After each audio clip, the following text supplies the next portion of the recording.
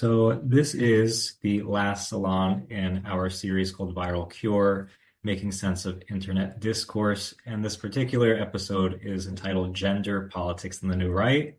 We're joined by Mana Afsari, who is a public philosophy researcher at the Aspen Institute and a writer based in DC. I discovered her through her essay that she wrote last January in The Point magazine about her experience at NatCon. And she covered, she had a lot of interesting insights, a lot of observations about certain shifts in gender identity, gender expression in light of, the current political climate that really made me curious to know more about her perspective, her way of entering into public discourse. So, Mana, thank you so much for joining us for the discussion. It's my pleasure. Thank you for having me, Stephen, and welcome to everybody here. Yes. So I'll just ask our guest if you could mute for now. Mana and I will start the conversation. Then at a certain point, I'll invite you all to join in to share your comments, your questions. And if you'd like to, feel free to jot down thoughts or questions in the chat, but we will open that up at a certain point for all of us to discuss together. So, yeah, as I said, I discovered Mana's work through this really brilliant essay and The Point, where she talked about her experience at NatCon, but also conversations that she had with a lot of young men who were in the quote unquote MAGA sphere, people who were, very much drawn to Trump, and not only to conservative politics, but to conservative strains within philosophy, within, intellectual life.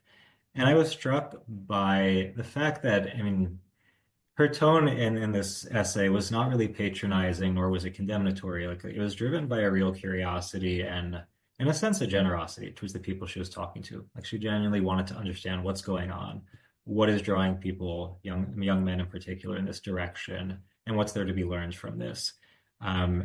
And I wanted to invite her to this salon series in particular about internet discourse because I don't really come across that many people who talk about these subjects, who talk about, people that they're observing or interviewing in such a way. Usually we see a lot of articles, a lot of internet discourse framed in an overly ideological lens, trying to push some kind of agenda. But that's, the polar opposite of the sense I got while reading this particular essay. So, Amana, I'm going to ask you if you could tell us a little bit about what inspired you to write this piece and, the initial experiences, encounters you had going into writing it. Right. So early on, I had very limited experience to any form of reporting or really public writing before writing this piece. But to the extent that I did, I found that generally journalism that I'd read or been mentored in writing in the first place was focused on interviewing provocative headliners in whatever sort of political movement, whether that's the left, the right, the center.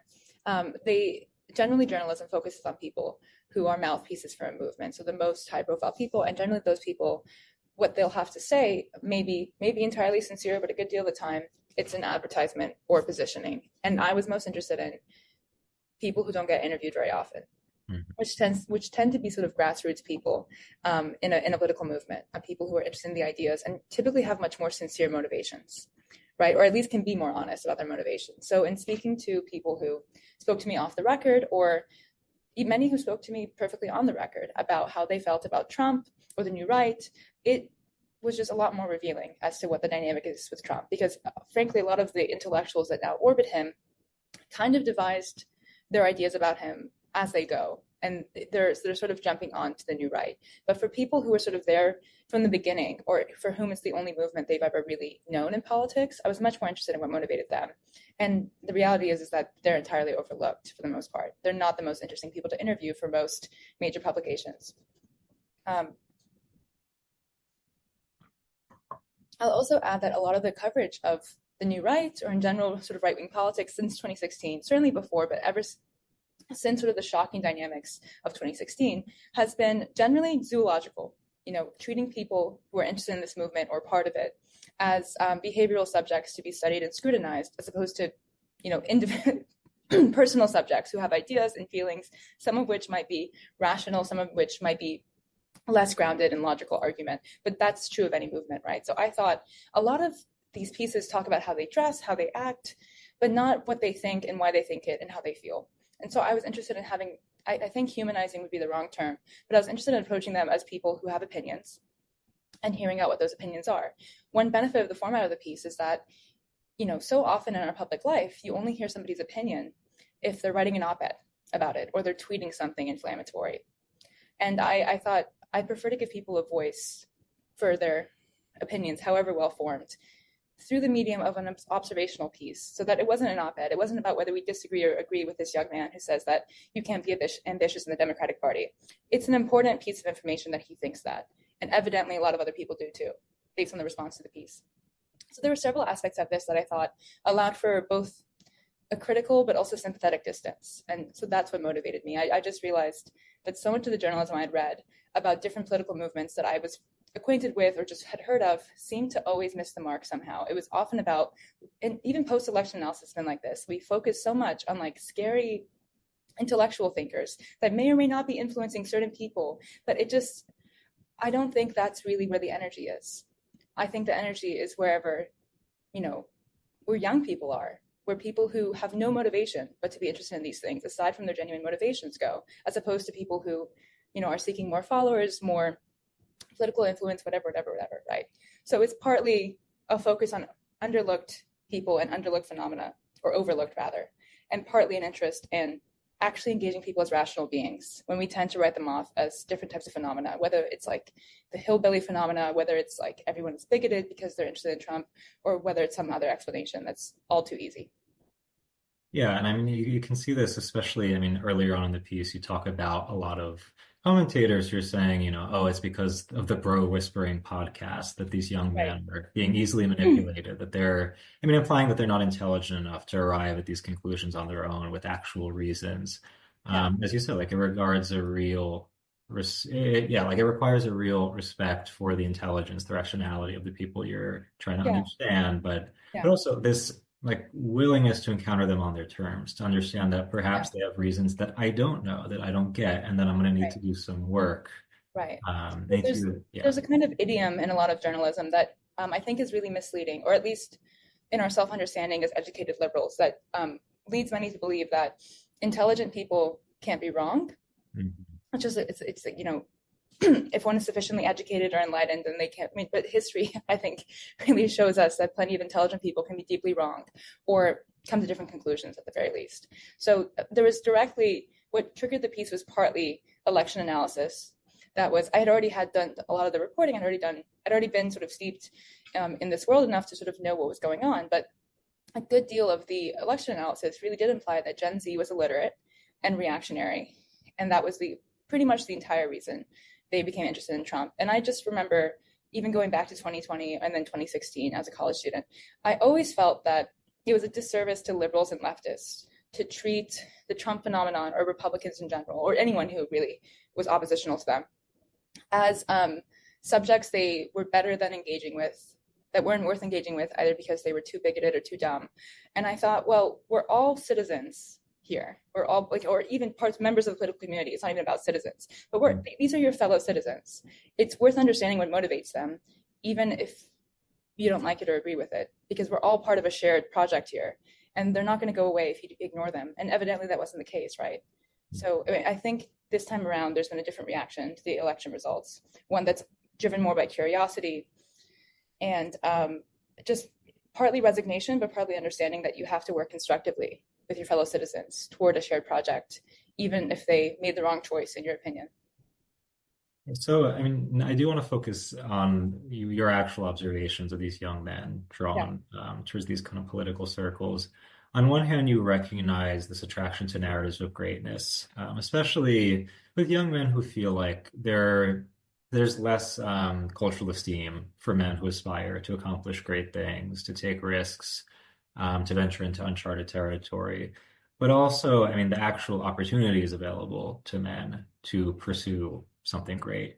And you juxtapose that with this kind of neo-romantic sensibility, you call it, this attraction to the life of the mind, to philosophy, this need to be loved, to be affirmed by fatherly kind of figures. Tell us about how you kind of came to understand these kind of holes that many young men feel themselves in tension between. right. I think what I first noticed was a tendency to be very self-effacing and even falsely, sometimes sincerely, humble is the wrong word, but self-deprecating in liberal left, generally mainstream spaces. I think there was a real culture. I mean, you see this with millennials a lot. Generally, when millennials, and I think Gen Z has a version of this, when they announce that they've done something they're proud of on Twitter, they'll say, they'll post some big article they're very proud of or some fellowship they got, and they'll say, I did a thing. There's a tendency to be so self-effacing and hate to sort of own any desire toward greatness. I mean, and to whatever, I don't really like the narrative around vibe shifts, but to whatever extent the sort of cultural acceptability of owning to aspiration, to desire, to wanting to be great, changed after the election. However contingent that observation is, you see like Timothy Chalamet at the Oscars, whatever it was. I don't really follow pop culture closely, but him saying, I want to be one of the greats. I think that would have been inconceivable in the late Obama years. And it's not Obama's fault, who himself was kind of a great man of history. It's more something about the culture. I think we had a degree of affluence and complacency that produced a degree of guilt. And there were other dynamics on the left in liberal spaces that reinforced this, even on the right, that made us wary of making big claims about greatness or aspiration.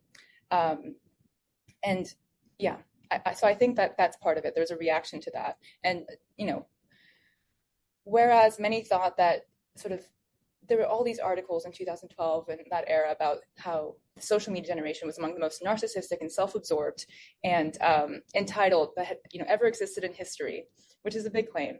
And what we actually found is that they're incredibly depressed and they barely want to live.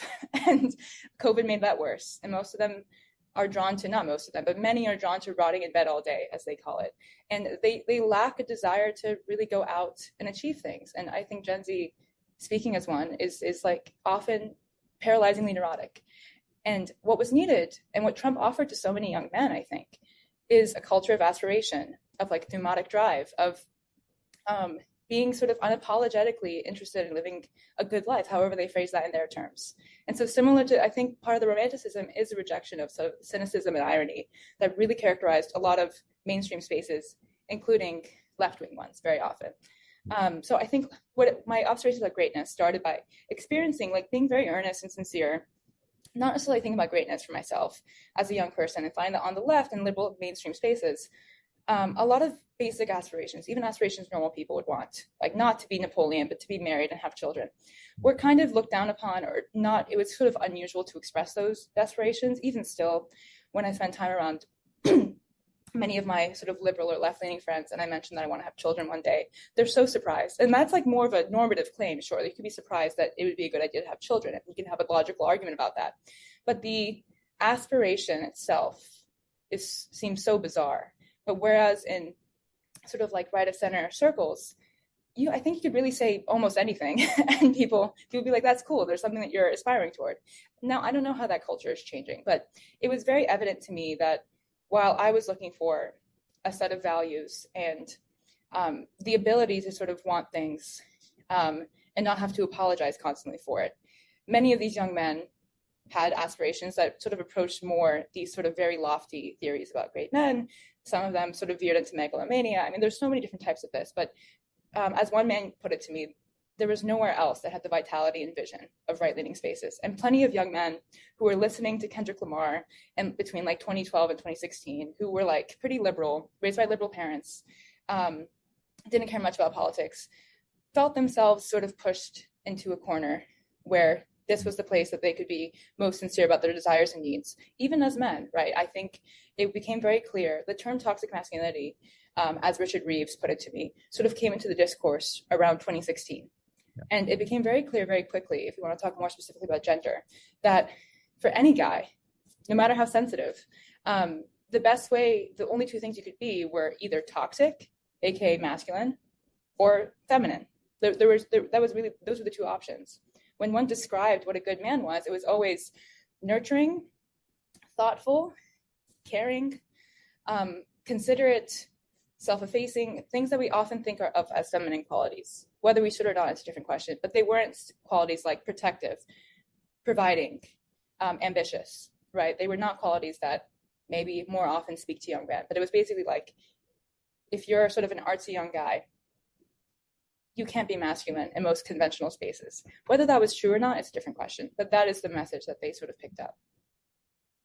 Yeah, no, and I mean it's interesting that you mentioned the Timothy Chalamet speech because I mean obviously that caught a lot of people's attention because very few, not only young men, but very few young people speak in such unironic terms that they aspire to greatness. Yeah. And it's interesting because 2 weeks ago, part of the series, we had Ross Barkan on, who's Mhm. primarily a journalist, but he just put out a novel. And in the promotion of his novel, he mentioned several times, like, I don't want to write like edgy, ironic auto fiction. Like, I want to write a great novel. Like, I want to be Mhm. I want to aspire to be one of the greats, even if I don't accomplish it. Like the point is like here's Yeah. like I'm tired of this kind of ironic, like, oh yeah, my book is kind of bad, but like I don't care. It's like no, I want to write a good book. Um, Yeah. Yeah. so I Just don't know. I mean, it's just interesting yeah. how when we hear people speak that way, it's like now it's kind of novel to us. Yeah. But I also wanted to say like I see your point about how Trump as a great man speaks to young men who feel like they don't have agency, that they are tired of sitting around doing nothing. Like I think of there's one younger friend that I have who like dropped out of college because it was too much for him. He felt alienated by campus culture, was sitting on his couch most of the day. Um, Started getting hooked on Ben Shapiro reels on Instagram, Hmm. and then decided like Trump was going to be his inspiration. He decided to start a construction company and was Yeah. always posting like either Daily Wire or Trump videos and like Yeah. is really diehard, like worships him. Hmm. And as much as I'm like, okay, I mean, this is extremely like ideological and sometimes ridiculous, like I totally see Yeah. where this without sounding patronizing, like I see it. I totally see it. Yeah. And as you And said, yeah, go ahead. no, sorry. I was just going to say that I think what motivated me to write this piece partly were the entirely non-ideological aspects of it. I think so much of the appeal of different political movements, political figures, and even eras of history that sort of find Mhm. themselves um, coming to fruition goes obviously so far beyond policy. I mean, Yeah. we'd be crazy to think that the appeal of Julius Caesar was that he revised the calendar, or that the appeal of Napoleon in the end was that he created the Napoleonic Code. Like, there's something about the force of personality or the appeal of sort of new moral understandings or energies that obviously goes so far beyond policy, but we're not able to think in terms like that about our present moment because it would be too lofty to say Trump is a historic force. And I was skeptical of these claims. I never thought that. My first understanding, I say this in the piece, that I thought that he was kind of a joke, that I indicted the historical, or rather the previous political consensus and all of its failures. I was open minded enough to see that no, for a great deal of young men, and then increasingly after the election, older men and older people in general, Trump represented some degree of a historical force, and there isn't anybody else like him that we can clearly see on the horizon. And maybe it won't be necessary to have somebody like Trump who has such a cultural influence in the next election. But his appeal goes far beyond policy, and it speaks to basic human desires. Not everyone's human desires, but at least one cohort's desires as expressed in this moment in history. And I think, like to your point, that something about Trump's personality motivated this young man that I say the same thing about Jordan Peterson often, which is that we should think to ourselves how many people Jordan Peterson has stopped from suicide. Yeah. I mean, people know him now for his bizarre political comments and other things, and whatever faction they see him identified with. But for much of his public history, he's genuinely, probably much more than Trump directly, helped plenty of young people, often young men, choose to keep on living and find some inspiration. And I think that's so often overlooked with everything else one could dislike about him. I mean, I also want to add just like looking at my own experience. I grew up, I mean, on one hand, it's like I grew up in mostly elite, I'm pretty much an elite bubble where I guess I was conditioned to like speak the language and think with the mentality that's required to like, be accepted in that kind of world. Like on top of the fact that my personality type, I think naturally, like I don't bend towards the quote unquote toxic elements of masculinity. Like I tend to be much more sensitive and can articulate my emotions because, yeah, this personality would also nurture. So like I think Trump is funny sometimes, like from a purely campy point of view, but like I don't look to him as like, oh wow, like he really speaks to me. And it's easy for me to kind of poo-poo the young men who are drawn to him, like, oh, they're dumb and they're, inferior. But like, I see, like, again, like I can see if you don't grow up in that bubble, if you have certain like very um, raw masculine impulses that haven't been steamrolled out of you yet. I see the appeal, but also I can even say for myself, like, yes, I like to laugh at Jordan Peterson, but I can't deny that like he's even inspired me in some ways to like, I don't know, like to man up for lack of a better term and like to be like to not be afraid to take risks, to be bold, like to not always be sensitive all the time. So I don't know, it's interesting how like different different modes of masculinity based Yeah, on socioeconomic you're right. you know. I would quickly add that um, one early response to part of my article was that it wasn't representative of the electorate, and it never intended to be. One interesting thing is that everyone I spoke to and sort of observed for the article, though I sort of had some glimpses into what a more, as you say, maybe raw version of masculinity, though I would say just a more average version of masculinity. Most of the people I spoke to were sensitive, highly educated, elite Yeah. people, and there are plenty of them that are very drawn to Trump, which surprised me because Trump, at least in his campiness, sort of often you know much more than Vance, much more than Miller, shows off a kind of very campy, working class, um, I guess, unrefined version of masculinity. Not the sensitive young guys who are listening to Bach and Yeah. reading, you know, um, you know, Plotinus, and it's not that's not Trump, but they see something in him, which is primarily the aspiration, the great men of history stuff. But so I will add that I think, of course, some of this is tempered by socioeconomic factors, whether you're drawn to Trump or not. But I wouldn't, a good deal of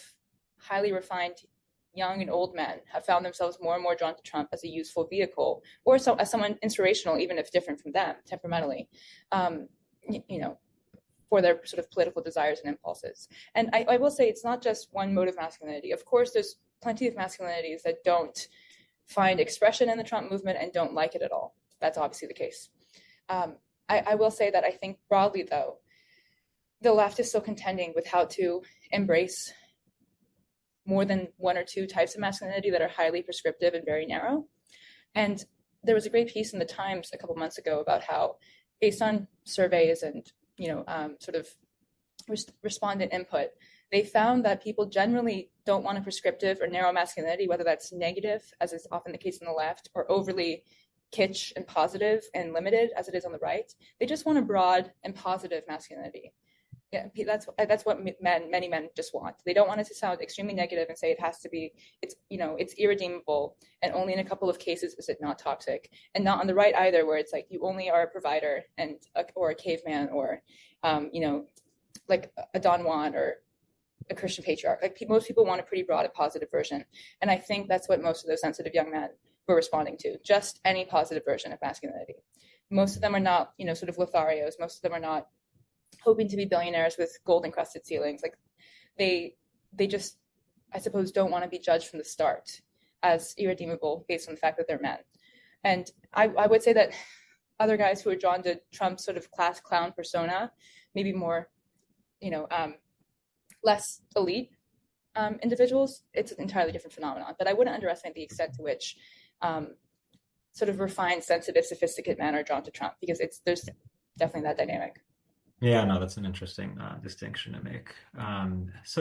Okay, but then the other dimension of the article that really fascinated me was I don't know, like your experience of finding that there's a little bit more ideological diversity in spaces that lean right, or at least post-liberal, than in standard liberal or progressive ones. And this is something that I told you before, like that I relate to very much because again, my focus as a writer is mostly on culture more so than politics.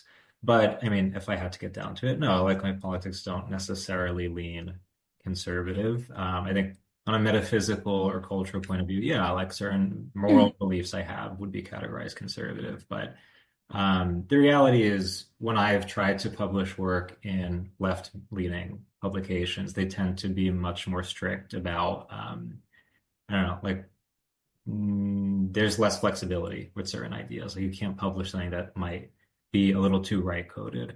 Whereas when I publish work in right-leaning outlets, they tend to be more open to something that sounds a little more lefty. But also just in social circles, like I find that I'm more free to say what I think in right-leaning circles, even if they totally disagree with me, than vice versa. So tell us a little bit more about what you wrote and what your experience was of this kind of this Sure. flexibility and this openness in right-leaning circles. Right. I would say that was characteristic of right-leaning circles with certainty from, let's say, 2015, 2016 until 2025. I think that that might be changing. It depends on which right-leaning circle you're referring to. Mhm. There's a more of an in-group dynamic is emerging, but unfortunately, not much change has happened in left or liberal circles. Surely some, I don't want to be too general, but generally speaking, between 2015 and 2025, right-leaning spaces, like you're saying, were, I think right-leaning is almost misleading, but ones that were not orthodox left were Yeah. generally open to people who disagreed with them. And one thing I'll say about a lot of young Trump guys is that many of them, and older ones, I don't think they fit into a neat ideological box. Plenty do, and they're different boxes, and it's a big umbrella coalition, but many of them don't agree with the entire platform. But I think they were in a place where they felt comfortable tolerating that disagreement and that dynamism. As one young man put it to me, and I didn't mention this in the article, one thing that drew him to NatCon was the degree of discordance among all of the speakers and panelists. And if you've been to a NatCon, I've only been to one, but you can notice that immediately. There's tons of disagreement. It seems completely incoherent virtually. It's not even clear what the governing project is at times because there's so much disagreement, a lot of different types of people. And they err on the side of including risky personalities, unusual ideas, people who would have been labeled communists a few years ago, as opposed to being restrictive in their inclusion criteria. Whereas I found that at sort of liberal conferences, people were included on the basis of their credentials primarily and their inoffensiveness. At NatCon, a lot of people, it was not clear what their credentials were, and they had a lot of different ideas. Some of whom obviously were very credentialed, others were sort of new on the scene, and there was a degree of vitality to that drew people because they wanted to come and see real intellectual contestation. I mean, they wanted to see the extremes of every argument represented and see how it played out in the public square. So it's true that generally right-leaning spaces permit a degree of difference, but I wouldn't even say that it's like you go to a right-leaning party and or a right-leaning conference and everyone's talking about their political positions and there's just constant contestation. It's more that I think for those who have a sort of pre-political temperament or don't want to make everything about politics, there's a bit more breathing room outside of sort of orthodox left spaces. One thing that I noticed as a college student and then later on were that in left-leaning spaces, there were subjects that one was allowed to be interested in and others that one was not. And that's obviously within reason, depending on what you're talking about, but they were often innocuous things, right? Like when I did another podcast about the piece and somebody joked that sort of like history, politics, maps, all these things were right coded. And I said, well, if cartography is right coded, I don't know if we have a really good future for the left at all. But I mean, in general, I've noticed that in left-leaning spaces, an innocuous interest in archaeology or in really just about anything, there's always an argument to sort of explore about how it could be co-opted by bad people or fascist or X, Y, and Z. And this kind of conspiratorial thinking often leads itself to a very censorious environment. And I don't want to ever generalize about any political group or movement, but it's the case, and plenty of people on the left concede this, is that there is an issue with the degree of openness. And I've just generally found that one can share their aspirations or desires or fairly sort of typical things, whether that's an interest in history or desire to have children in right-leaning spaces without being accused of having an ulterior motive. And you can just talk about that without any reference to politics. So many of my friends that are conservative or just incidentally happen to vote for Trump this past election or find themselves outside of the left and are politically homeless, including some of the young men I interviewed for the piece, I had never discussed politics with them before. I don't think I could say that about more than maybe one or two of my liberal friends or leftist friends, certainly. Several, like I mentioned in the piece, I have one of the friends I interviewed, I'd never spoken to him about Donald Trump. He really likes Donald Trump, and we had never spoken about it. It would be inconceivable in other spaces that it would have never come up. But I think this might change because the Trumpian coalition has been and probably will become more ideologically committed, frankly, and maybe that'll change. But between when they were sort of on the back foot, there was really a tendency to not be overly prescriptive about dogma or political, or really just inserting the political into everything. Yeah, and something else that you mentioned that caught my eye was that, during the, as you call it, like the kind of technocratic Obama era, that's put a lot of emphasis on optimization, on progress. There's Mhm. very little space to talk about matters of metaphysics. And I think now what's interesting about the Trump era is that in part because, okay, like yes, it's a right populist kind of platform, so there's more open to religiosity to talk about, to faith, to metaphysics, etc.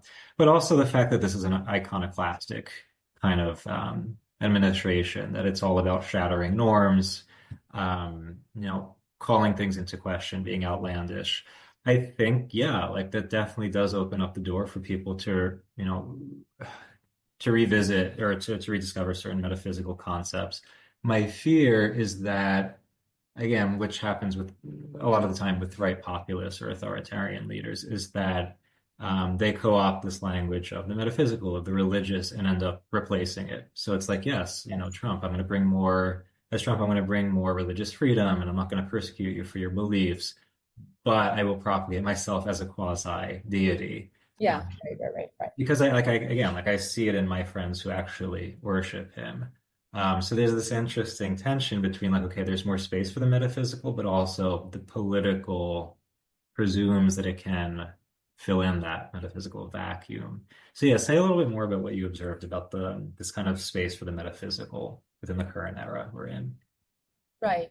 I mean, I think if I'm being imprecise, because I haven't given this much thought, like I said before, I think there was a lot more space outside of orthodox left or activist spaces to talk about um, universal aspirations or metaphysics at all, right? It was seen in many cases to be sort of trivial, privileged, or out of touch, not committed enough to be interested in talking about, say, history or, you know, the love, or I mean there's really in a lot of the programming that I attended or helped put on at my undergraduate institution, so much of it kind of had to have some reference to what was going on with the Trump administration, even though that administration was much less active, much less threatening in a lot of ways than the current one to people who have left or liberal sensibilities.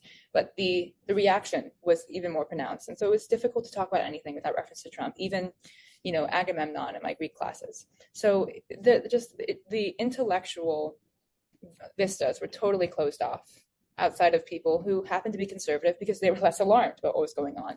But I think also having been on the back foot, and maybe something about the conservative temperament also lends itself to this, they were more willing to step aside from politics and talk about things like, the tradition or liberal arts, whatever else, in unabashed but also uncompromised terms, or even irrelevant terms. I mean, the push to sort of political relevance was less urgent. I would say that naturally there's a part of the new right.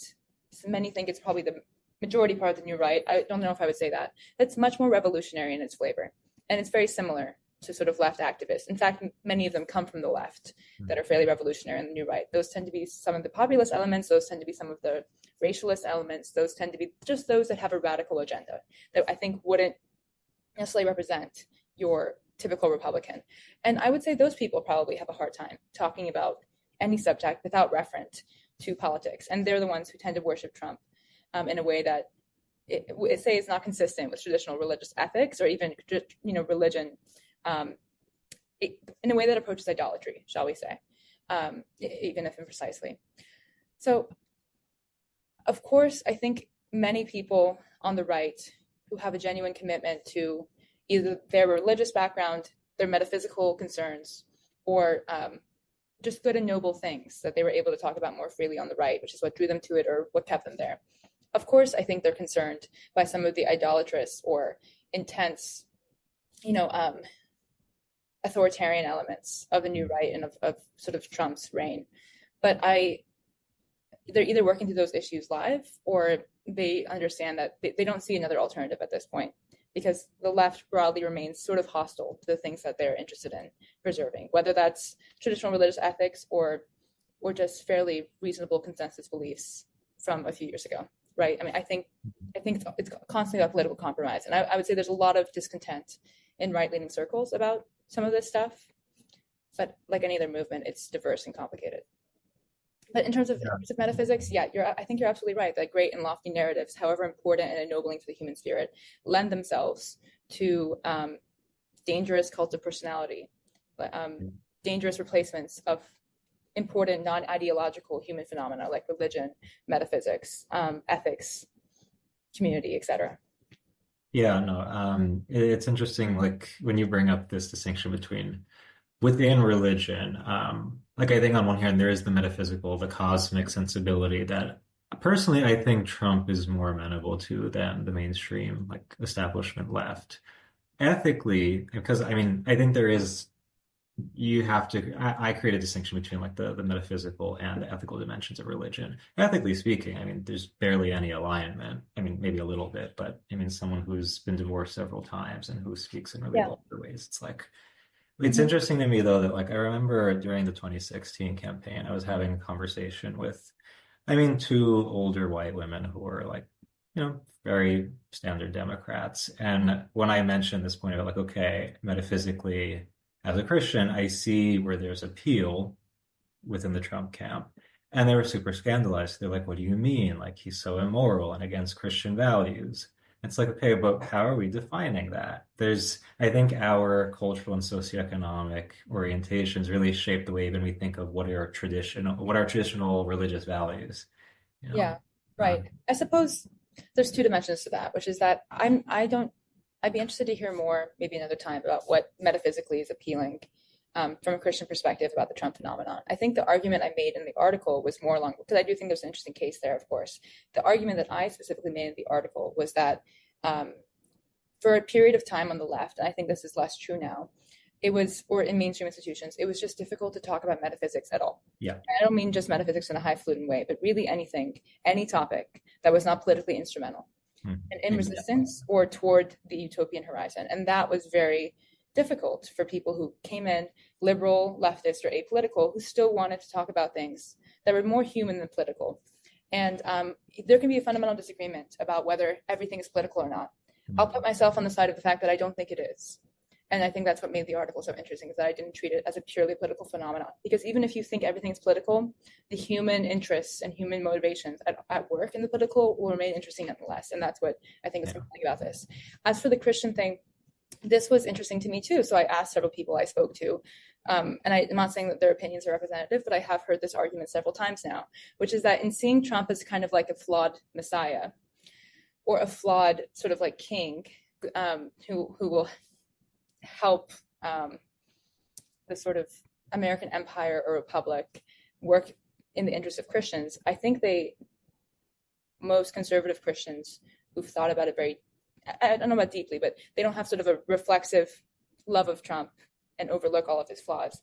Many of them seem to think that many kings in the Bible, many great leaders in history, Okay. were deeply flawed individuals who still worked God's providence in their own way. And that's generally the rationalization that I've heard among people who take certain ethics extremely seriously. Do I think that argument always holds water? Obviously not. And I think that you've seen a good deal of tension between clerics in the Catholic Church and people in Trump's camp, even ones that we might call conservative, have gone back and forth with him quite a lot. And, elsewhere, of course, in the Christian community, more unsurprisingly. Yeah, and before we open the floor to our guest to join in. No, I mean I want to clarify. I'm not making the argument that Trump embodies the traditional Oh, Christian no, metaphysics. absolutely. No, I mean I'm saying I understand why Yeah, yeah, Christians have this draw to him on that metaphysical level. I would say he embodies more of like a classical pagan, right. Dionysian kind of metaphysical ideal, but that's for another Oh, conversation. for sure. Yeah. Yeah, no. It was evident that you were not making that case, but I Yes. just wanted to be clear that I don't even think my article touched on that Yeah. case. It's an interesting one and it's worth explicating. Yeah. So I want to hear from our guests. If you have comments, if you have questions you want to ask Mana, go ahead and unmute or feel free to just type into the chat. Yeah, I could share something. Go Uh, for it, Carlos. well, first things first, Stephen, thank you for hosting this. Mana, thank you for your words. This was uh, quite awesome to hear. I just want to say that I hear this line of thought, and it reminds me of many conversations I've had with my brother about there not being any more rock stars anymore, about the death of the rock star. Rebellious, incorrect, usually masculine figures who kind of motivate others to challenge the status quo, but then also find some comfort or escapism in the normalcy they live in. So I don't know, this idea of viewing in Trump, a quite incorrect, some would say rebellious guy who, because of his field shouldn't be so, viewing him as the epitome of toxic masculinity or simply masculinity, along with a time in which, the political and the personal seemingly have become totally exchangeable. Well, it leads to some seeing Trumpy qualities or negative qualities in masculine rebellious folks, right? Like I think about this and it kind of makes sense to me why some folks like Johnny Rotten from the Sex Pistols have become Trumpies. Like if retroactively the rebellious, perhaps in their time, left-wing spirit these folks have represented have become Trumpian, then why not become so as well, right? And then there's also this expectation of activist speech that has kind of become essential to the identity and customs for symbolic capitalists, as Musargabi would say. It has also kind of boosted an expectation that artists should be activists or priests, very wary of what they say and do, making sure they comment on the most pressing social issue. So I don't know. Do you think this line of thought makes sense in a way? Do you think this vitality some see in Trump, and that is perhaps indirectly satanized by others, has led to this death of rock stars? And I don't know, do you think there are other figures beyond, if it's even possible, the field of politics, besides Trump or Jordan Peterson, who does political commentary? Do you think there's other figures in other fields, ideally the arts, that are also kind of capturing the attention of these young male romantics like Trump is doing? I hope that made some Yeah. sense. I don't know. I feel No, like it I did. It did. I want to, think the point is yeah. a brilliant one, and I think that, well, Trump for one, I mean, he's much less of a dignified sort of Caesar figure, at least the way that we remember Caesar. Who knows what Caesar was like? He's less. What was so surprising to me is the comparisons to Napoleon, Caesar. He's much more of a rock star, of a rebellious rock star. He uses rock music at his rallies. Forgive me. He embodies like the American rebellion idiom, not like the punk rock tradition, but one aspect of it at least, quite thoroughly. And I think he's made a brand off of being the bad boy, which sounds strange, but like really the bad guy. But I mean, there's a bad boy element to it, of course. I mean, like Stephen adeptly pointed out, there's no one is looking to him for a moral example. So I think you're absolutely right. And I think that a lot of the previous rock stars of different generations, not literally, but more metaphorically in the way that we acted, the countercultural figures, the provocative figures, the provocateurs, have found a natural place on the right now. But it would have been inconceivable. Like 2000s vulgarity culture, which was sort of part of the right at times, but it was not the Bush era, Christian conservatives that were shaking their hands at everybody. It would have been inconceivable, like I heard at NatCon, for somebody in the Bush era. I don't know about inconceivable, maybe behind closed doors in like the Roger Ailes sort of circle, but like at a Bush sort of Christian conference, if somebody had said we need to be pro male libido, I don't think it would have gone over the same way. And so it's, with the sort of more puritanical aspects of 2000s conservatives that wouldn't have sat right. I mean, it's no coincidence, I think, that Russell Brand feels more comfortable on the right now than elsewhere. And so I think I hadn't thought much about those figures because I think this is explicated. Again, a lot of the people I spoke to, some of them, sort of are drawn to the rock star aspect, of course, like a lot of young men are, but they tended to be the more sensitive, even neurotic, refined, sexually conservative or anxious types. Whereas there's absolutely that phenomenon, which I think is truer to Trump's personality, the sort of irreverent, raucous, roguish rock star. And I think that's really brilliant as a point. I mean, he's leaned into that entirely. That's good. Thank you, Lana. Yeah. And I mean, it's a good question. I mean, what the death of the rock star, I mean, you can see in a lot of sort of any spaces outside of the, like, frankly, somewhat degenerate right-wing spaces where a lot of sort of sexual anarchy is permitted. Or I don't know if degenerate is hard, it's obviously value judgment, but I mean, there's a lot of Russell Brand types drawn to the left. Outside of that, it's hard to see where there are sort of dynamic, toxically male rock stars. I mean, Harry Sisson was, pseudo canceled. I don't think anything really happened to him for, being far too flirtatious and lascivious. And it's, there's definitely a dynamic here. Absolutely. Awesome. Right. And I think actually an interesting point is that in the 90s, with some of these rock stars, like you were saying, like their provocative demeanor was seen as a type of ethics of authenticity where they could, express that they were their own person, X, Y, and Z. I think what draws people to Trump is something related. And so it's really interesting that you made that connection, which is that even though he's often performing, people think he's awfully authentic, because why would he choose to act the way he is if we're not who he is, right? I mean, it's so unflattering at different times that it comes across as deeply authentic. I have a question. So first of all, this is fantastic. I read the Point piece back when you first published it, and it's really good. Thank you. So first of all, I'm Gen X, right? And we're the cohort that most voted for Trump of any cohort. And it's really surprising to me because, when I was in college was when Trump was like really making a name for himself and being interviewed by Playboy magazine and then kind of the 90s, especially the late 90s, he had a pretty amazing collapse, and then he kind of rebuilt it. And, for my era, the rock star piece, I guess it's kind of tricky to tease out because in the 80s it was kind of like glam metal, but in the 90s it was Nirvana, right? And it was very much about not selling out and not not wanting your song to be the background for an Ozempic commercial or something. Anyway, that's all kind of a digression. The real question I have is, do you see anyone that has the juice that he has that could, like JD Vance obviously is trying to be that, and he does seem to have some like a cohort of people who like him, especially in kind of the tech right, but I'm not sure how real that is. He seems to be trying to sort of build a superstructure, an intellectual superstructure around a man who's entirely just 100% id. So did you see, you mentioned there was a lot of conflict at the conference, but was there anyone there that everyone was like, oh, that guy's great, or she's awesome, she's going to be president one day? Is there anyone like that? Yeah. Well, in some ways, I think Trump himself is more moderate than a lot of the people who hope to succeed him.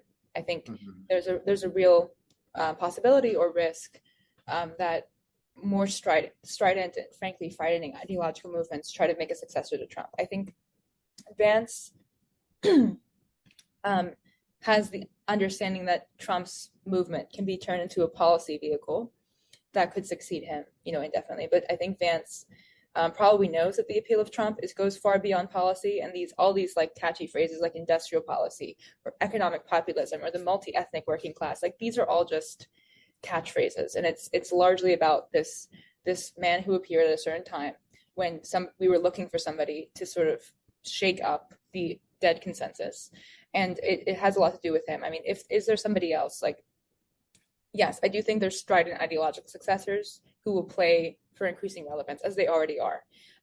Some of them are immigration restrictionists, some of them are economic populists, some of them are Christian conservatives. There's just lots of different agendas at play.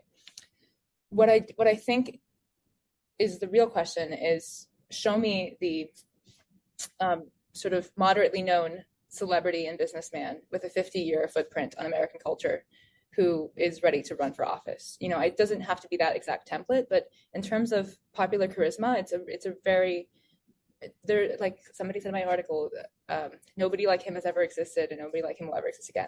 I wouldn't make such a strong claim, but his trajectory is so rare, and he had so many, like you said, complete collapses and comebacks, even between 2021 and 2023. I mean, I think when we think about people who worship Trump, this started pretty recently. I mean, there are people, like much of his base have liked him since 2016, sure. But a lot of the people who sort of worship him in elite spaces, that only happened, after 2022 and 2023, really. I mean, he had a real dip in popularity in 2021. So in any case, what I do think is that there's not a clear successor. Trump had was a product of the cultural imagination and belonged to it in a way that's very hard to replicate or clearly see a clear successor to.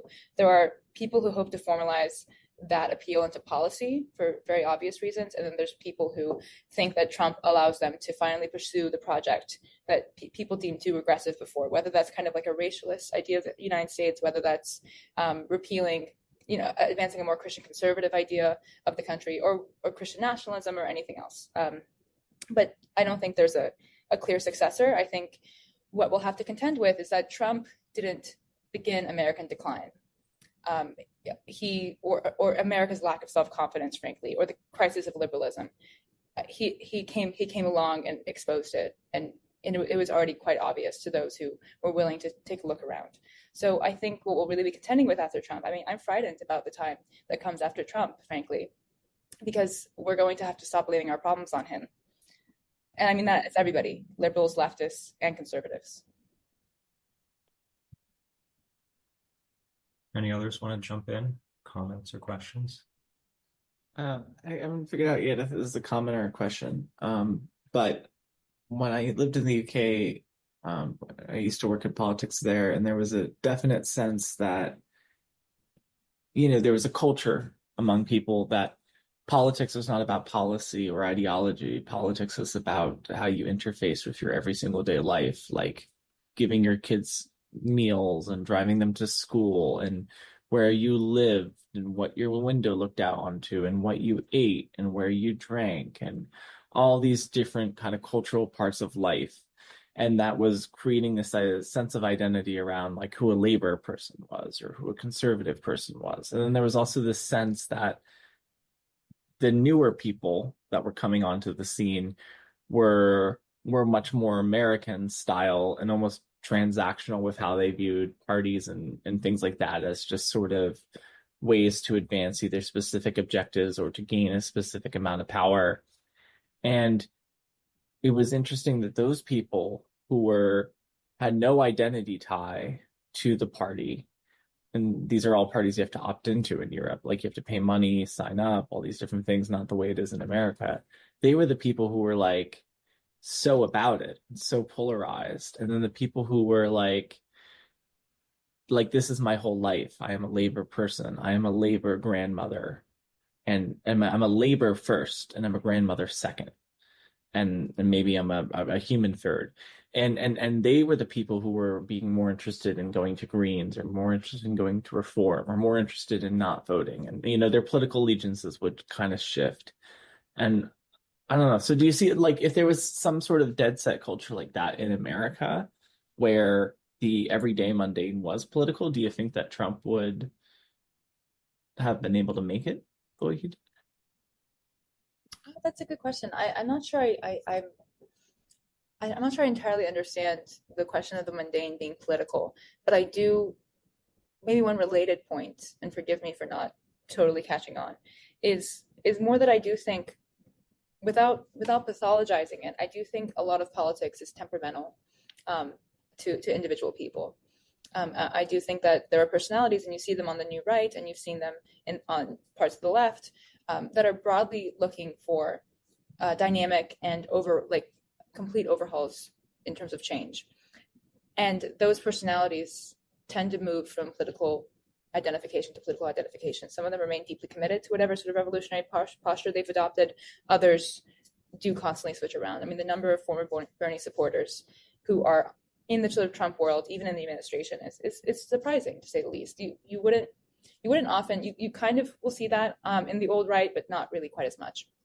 So I do think a good deal of politics is largely temperamental and also dependent on whether, like you were saying, there's sort of a almost mundane horizon that people are tied to a bit. I mean, I think America does have some mundane cultures. In many ways, you're right that we don't have a civil society, whether that's the pub or something else like you might see in England, that tempers everything being about politics and political identification.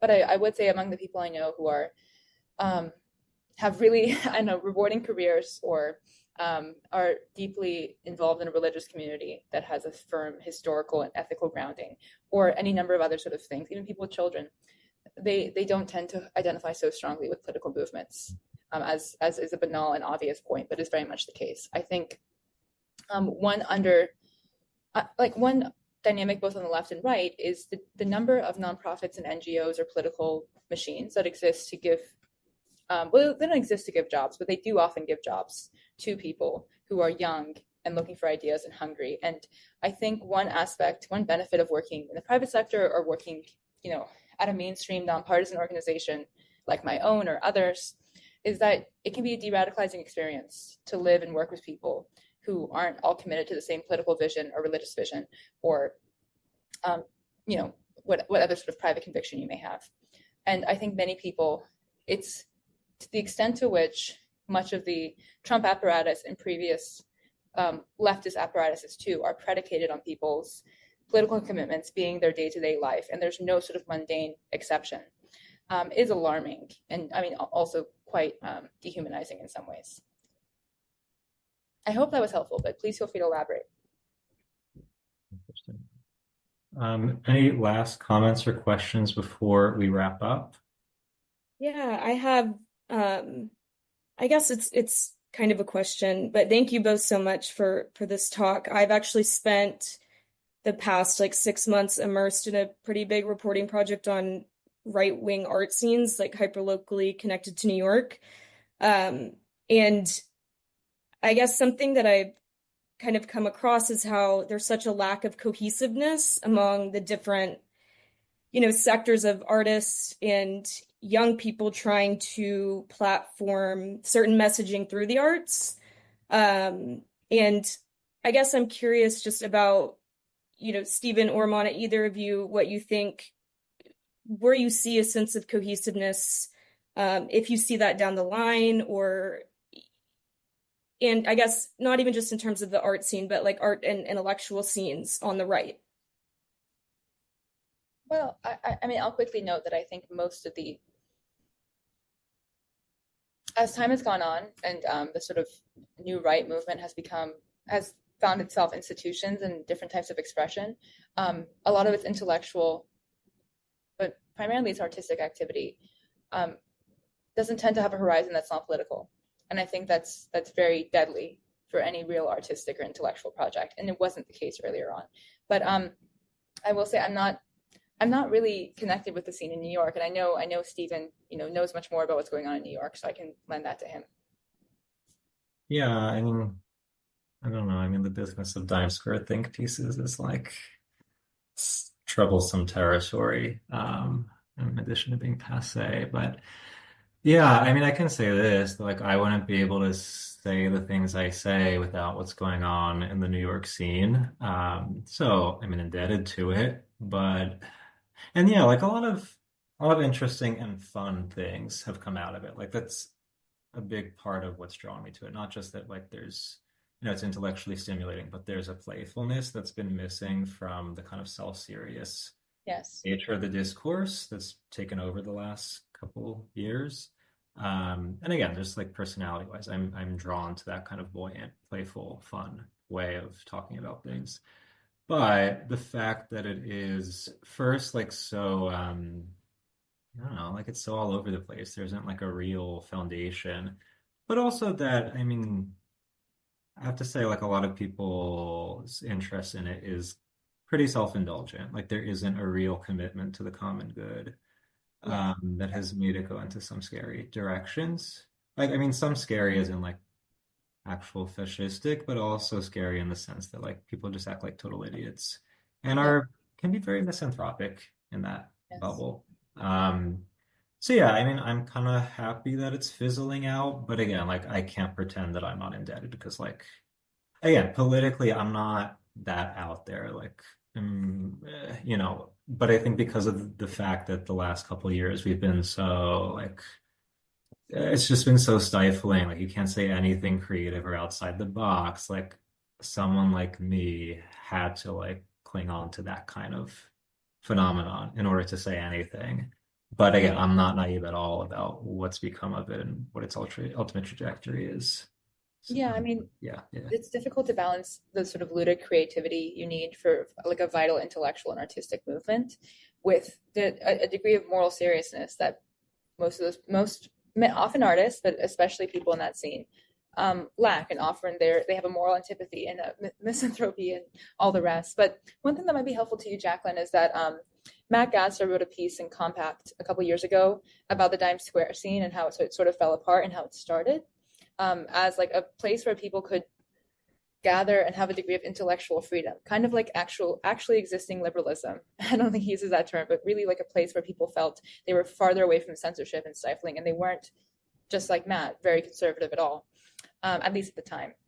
I think that was probably the best explanation of what Dimes Square used to be, which is it's not currently, if it's still ongoing, which I'm not aware of. But I think that unfortunately, our culture is broken and fragmented to the degree that I don't think almost any art scene, with some exceptions, that would be small and spotty. I don't think they have a horizon that's primarily artistic, primarily humanist, primarily just at least not political. And that's something that we really ought to solve as an artistic culture. And I'll just add one more point though, because like I have written a lot about like the kind of quote unquote ironic Catholicism that's, you know, been born out of Dimes Square thing.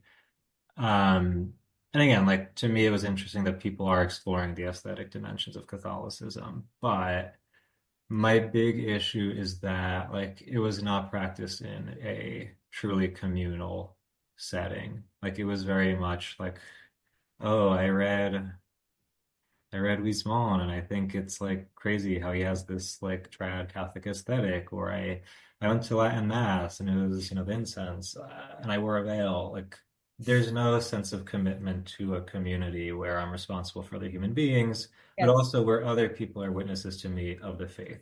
Like Yeah. especially with all religions, but especially with Christianity, it's transmitted through encounters, through relationships, and through commitment to those relationships. So if you're not serious about the relational communal dimension, Christianity is going to become like the silly, playful thing, or it's going to become an inversion of itself, which is, I mean, sorry, it's diabolical. So that's, I think if anything we can take away from this, and just to tie it all back into Mana's article, like I think a lot of us are hungry for actual community where there's commitment, where there's mutual responsibility, where we feel seen and we see others. I think so much of whether we're talking about MAGA, or whether we're talking about Times Square, whatever, like so much of it comes down to the thirst for that type of relationship with others. And if we don't actually experience it or seek it out, like we can end up in some very strange coming to strange ideological conclusions, or dangerous ones. But anyway, it goes back to what I said at first. Like I really appreciate that in this essay, Mana, that like you really have this attention to the person. Like there's a real fidelity to like, okay, who is this person in front of me? What are they experiencing? Not on my terms, but on their terms. Like I really need to listen to them and hear them out and do justice while I'm writing this piece. So like I think that this, you know, this is an example for all of us to follow, to really risk looking at people and hearing them, and not prioritizing whatever our ideological commitments are before the person. Well, thank you so much. I really appreciate that. A lot of people were drawn to the article, I'm sure, out of like sort of a voyeurism or an interest in the grand and lofty narratives that it was the people and their vulnerabilities that I thought were most interesting, because those vulnerabilities don't belong to anybody but themselves, not to Trump or anything else. But I wanted to say thank you, Jacqueline, Carlos, Henry, and David, for your wonderful questions. And thank you, Stephen, for moderating it so brilliantly and having such rich and substantive things to ask and offer from your own perspective. I hope I honored your questions well enough. And I do encourage you to reach out if you ever have anything you want to talk about. And thank you, James, too, for attending. Mana, is there anything you want to plug or anything you want to direct our guests to other than your article?